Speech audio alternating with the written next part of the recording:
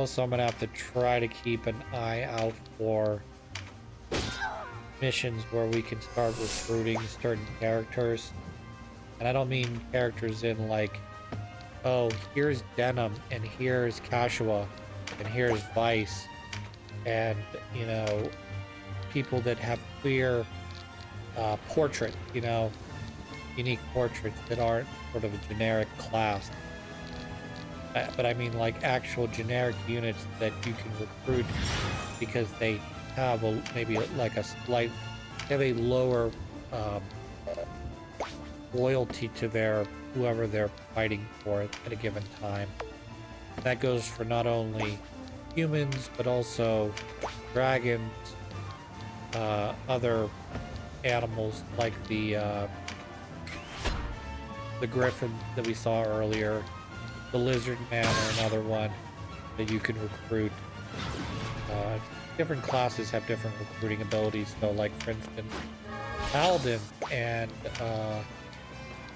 you know, the priests/priestesses have the ability to recruit human. You know, whereas wizards have the ability to recruit lizard men. Don't ask me why.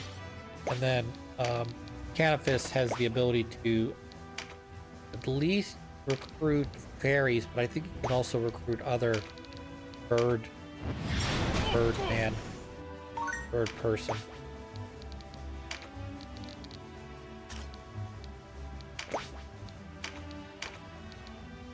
That'll be fun. Probably, at least in terms of this initial run, you probably won't see me recruiting very many, if any, non-human classes. They're more abundant. Obviously, I can pick them out if I need to. You know, I need another character that's not one of the ones we're currently running with.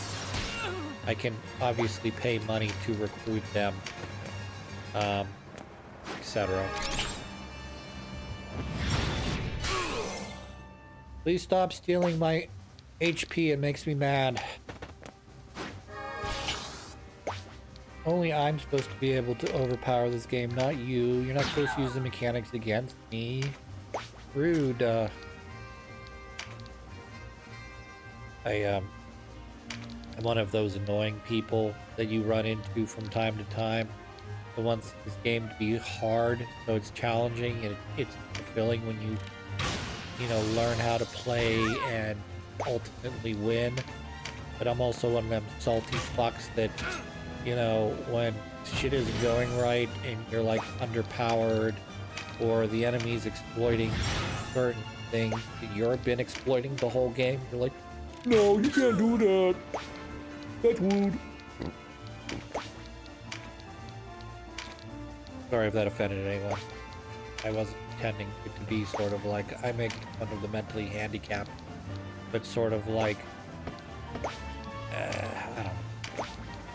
The stereotype things get kind of annoying after a while. The list-speaking nerd, or the overweight collector, you know, that a lot of times will have a lot of, because of their extra fat, they tend to pronounce words. I've got too much. Although I know fat people that do not talk like that, but yeah.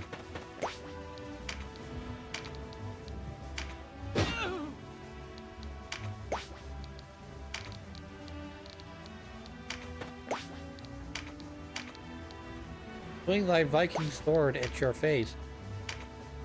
Sonic blade, 250 damage. Boom, dead. Kashua uses meditate. I still cannot control her. She's a guest character. But you can see she's sitting in the back here, so people aren't able to target her. And so she's doing a much better job of healing as a backliner than she would be as a middle to front liner trying to deal damage with, though she still has it on her. I haven't taken it off of her. The light spirit AoE attack. or not, it's not an AoE, it's like a, a bolt type spell. Or a ball, I don't know, like a ball spell, like ball lightning, fireball, you know.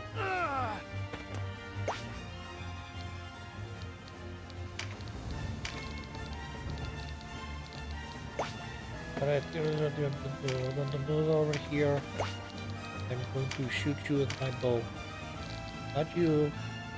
Not you. It does not hit any of them. I guess I have to be a little higher.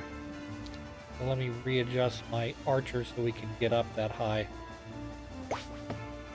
Please move up to here. This should put you high enough to hit them now. Hooray. 10 damage is not enough. 111 is fucking awesome though. That's the kind of shit that you want. So you may have noticed there's a bit of a weapon triangle. This beats this, this beats this, this beats this. Archers tend to beat mages. Mages tend to beat direct damage dealers. Like you know, knights and other stuff. Because it's a defense-based class and not a resistance-based class. And then, of course, your knights tend to, or your direct dealers tend to destroy archers because, you know, the archers can't do as much damage to a higher defensive character, whether that be a warrior or a knight. So it's easier for them to make progress into and ultimately do big damage like that to them with little or no repercussion for you know, the counterattack. And then like this, they're doing relatively good damage, I would say, to them. So that's sort of the triangle between the three. So you could technically use mages against archers, and it be somewhat effective. It's just that archers generally have that extra range that allows them to stay out of. Plus, they're not MP bound like the mages are. The beauty of balance. I mean, you know, you can't have perfect balance, obviously, but I enjoy when each class or each job has a role to play, and if that class does that role well, it finds a way into your party. Whereas if it doesn't do it super well, it'll generally get replaced by a different but similar class that does it better, whether that be healing or magic damage or direct damage.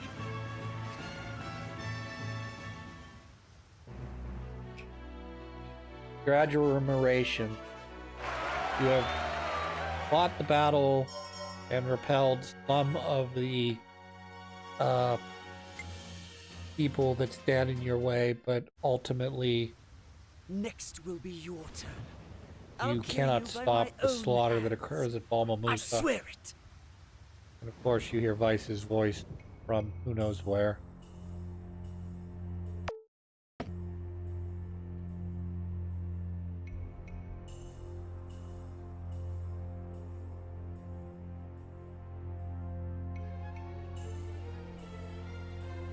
I'm not sure if this cutscene's any different. It just has a different meaning depending on if you decide to... There is blood on my hands. How long till it lies on my heart? It depends on, is this a, you know, I couldn't do enough cutscene to protect these people, or I've just finished murdering all of them. 3 weeks had passed since the massacre at Balma Musa. The tragedy had been as flint to fire for the Wallister, bringing them together as never before. Indeed, it proved more than enough to inspire to action those Gargastani who bore no love for Balbatos. Soon, the Gargastani had split into 2 camps, placing Hierophant Balbatos in a most precarious position.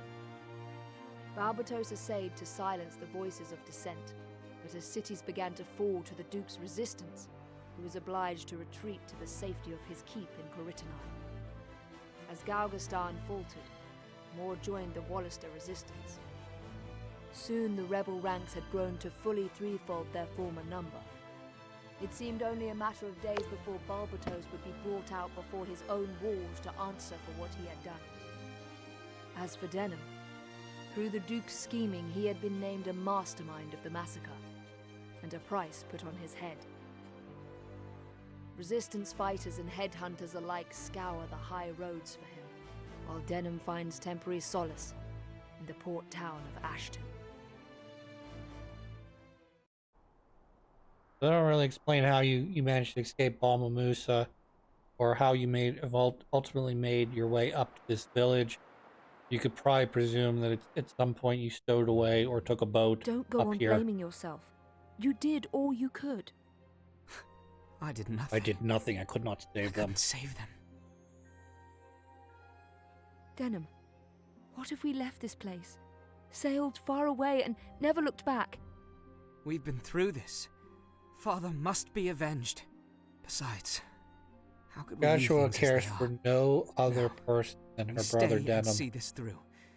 We owe it to those who died at Balmamusa. It is both her strength and weakness in this story. At it again, are you?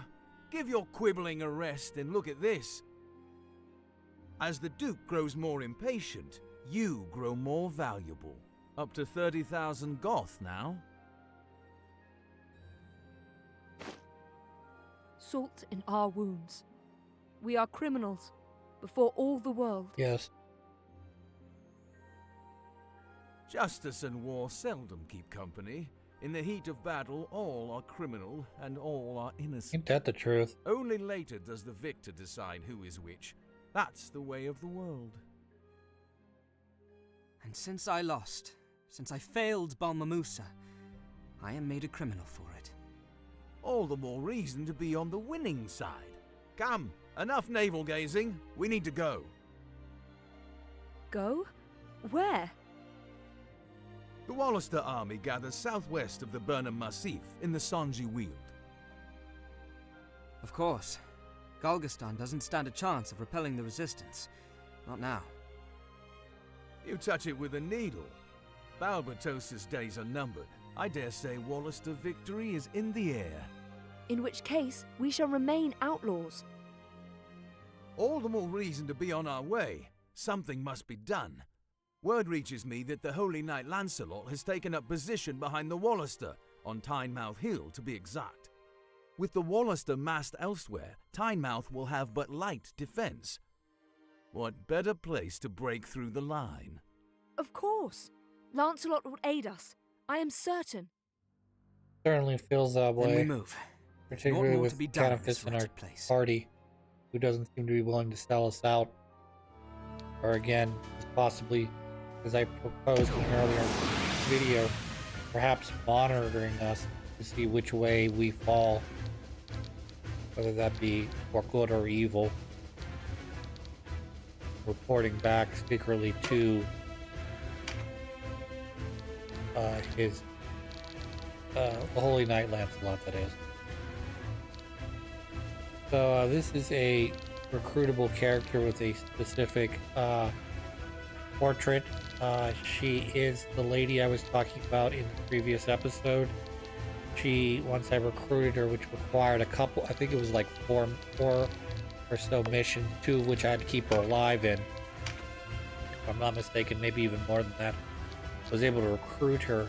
Once I recruited her, I wouldn't say I sailed through the rest of the game, but she was my MVP. And she would basically, from a distance, take out the boss while I sort of tried to make my way towards whoever that is. So, At last I find you, Denham. You've given good chase, but the hunt ends here. I don't know if I like her voice or not. I like her, but when I played this on the You're not the PSP and there was first no headhunter voice to mistake acting, me for easy quarry. I didn't really think that her Oh, voice I'll should have sound your like this in head. my head. But I am no headhunter. You'll pay in blood for what you did in Balmamusa. You were in Balmamusa. Please, you must hear me. We are past talk. For Balmamusa! For my brother! Some of the lines that the voice actor delivers makes her sound like I want her on my team. I love this character. She's my waifu, if you will.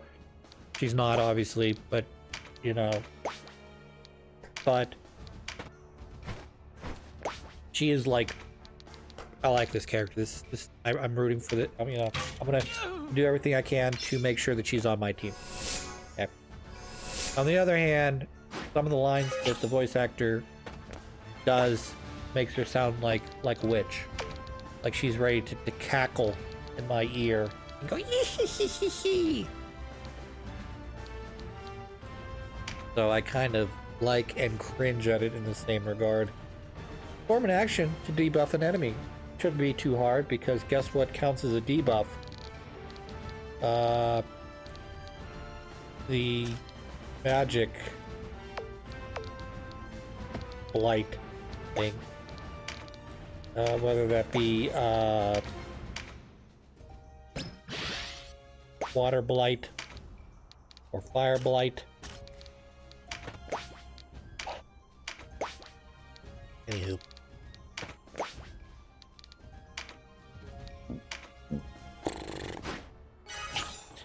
So you'll see a lot of computer mages, particularly boss computer mages. And we may also see this from magic MPs attached to your... Enough of this! We did no murder in Balmamusa. We were there. I'll not deny it. But we did all we could to stop the slaughter. Lies. I only pray you sold your loyalty for a worthy sum. So, however you pronounce her name, for right now we'll call her Aristal. At least until I hear the correct pronunciation of her name. Aerosol. She is another one of those characters like Denim that'll always, or not Denim, but like Vice, at least initially will always appear on the opposing side of whatever you chose. Because in both cases, whether rightly or wrongly, she is pitting the massacre at Balmamusa on you. So in this case, we're being falsely framed, but in the lawful route, we're kind of not. I mean, we're following orders, so in a way, there's a technical. I don't like to do this. I don't like to say this because I like to say that every person gets to make their own choices in this life. But in a lot of cases, you are, and I can say this from working as well, you are beholden to the rules or the dictates of your superior. So if your superior says, I want you to do this, and you say, I don't think we should do this, provided, again, provided it's not illegal, of course, and you don't have any moral or ethical quandary with it, you'll more than likely follow the rule. Like, I'll give you an example. I'm not an accountant per se, but I work adjacent as a purchaser to accountant. And so one of my jobs is to try to find, I wouldn't say the best price for everything. It's certainly advantageous, but I like to say I find value in things. So for instance, if you find, I'll give you, mixing metaphors now, but I'll give you an example. When you go out to buy a computer, or say maybe a whiskey or hard alcohol, okay? You can spend a lot of money and not really get your money's worth out of it, you know what I mean? Just because certain chips or drinks or whatever are made to maximize profits for whoever's making it, okay? Also, I kind of fucked this mission insofar as none of my characters have the ability to bypass this ability that the Paladin White Knights get, which basically stops you from moving past that space.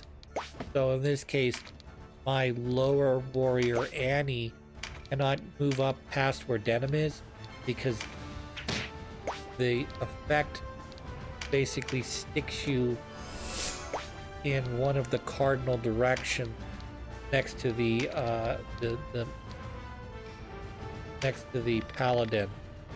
So once Denim gets to go, Denim will be able to move off of that space, but once he enters one of her other cardinal directions, like, I'll give you an example, west, from our viewpoint west of her, he will stop at that point. He will not be able to go any farther than that. Not that there's really any way around it right now, but hey, there's a move that I could have equipped to my warriors that would allow me to bypass this rampart effect that they have.